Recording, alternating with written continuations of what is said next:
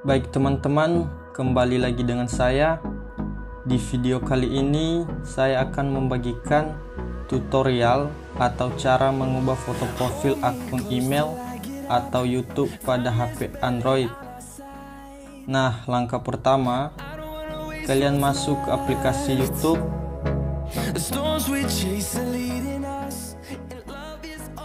Terus klik yang foto profil di sudut kanan atas. Terus klik yang kelola akun Google Anda. Baru kemudian pilih yang info pribadi. Terus klik yang gambar atau foto profil. Kemudian tetapkan foto profil.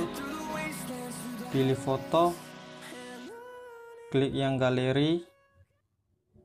Baru kemudian pilih foto yang Anda ingin tetapkan sebagai foto profil.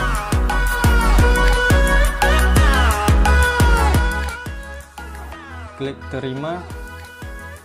Tunggu sampai beberapa detik.